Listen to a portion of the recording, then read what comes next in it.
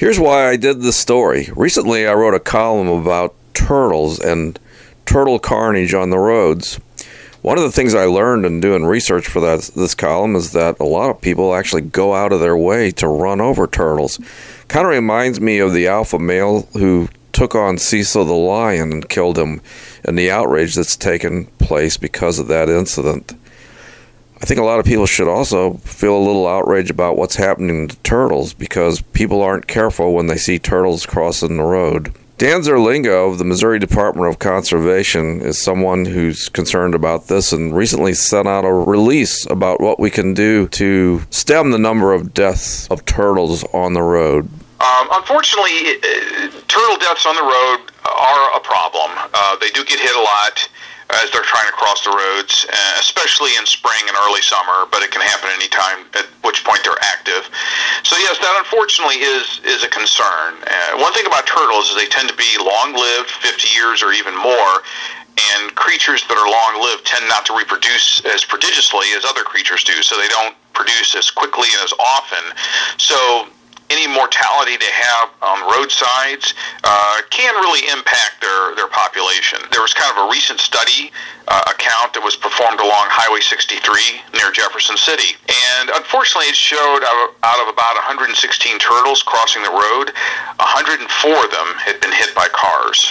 So it is very unfortunate, and it really would help for everyone to, keep an eye out for them and do their best to let them cross the road safely too. Dan Zerlinga at the Missouri Department of Conservation not only talks about the problems of turtle deaths on the road, but he also talks about trash disposal and littering and how that affects wildlife. He particularly zeroes in on the plight of Peanut the turtle. A lot of people probably know about Peanut the turtle already because he's gotten a lot of publicity. Peanut, who got caught in a six-pack plastic container device that left Peanut the turtle shaped like a figure eight because he grew into it. Peanut the turtle almost died from this.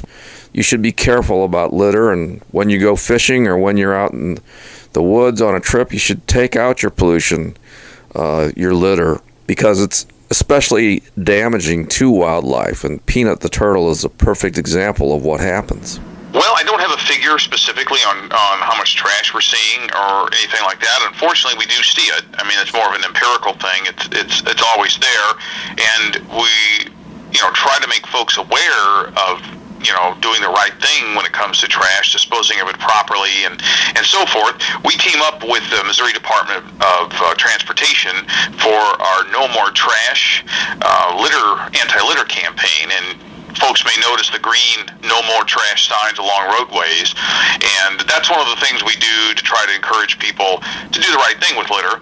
And littering is illegal. I mean, you could, if caught littering, you could be fined up to $1,000, and so it's a pretty serious offense, and it does definitely can harm wildlife in ways that a lot of folks may not think about, and Peanut the turtle is probably one of the best examples of showing that. For those who want to find out about Peanut, Dan Zerlinga talks a little bit about where Peanut is now and how she's faring. Yeah, Peanut, she's doing well. She's living in Powder Valley.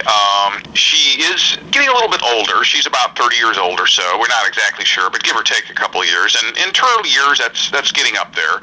So we are not having her travel around quite as much as we have in the past because, the traveling is stressful on a turtle, going into new water each time and driving across the state and doing things like that. So we're trying to make life a little bit easier on Peanut. But she still is at Powder Valley, and folks can see Peanut and learn about the story of Peanut, and hopefully it'll remind folks to do the right thing with litter. If you want to read more about Peanut the turtle or what Dan Zerlinga has to say about how damaging our litter is to wildlife, you might want to take a look at Environmental Missouri. There's a whole chapter in there in the book I've written about plastics pollution. So until next time, this is Don Corrigan with Environmental Echo.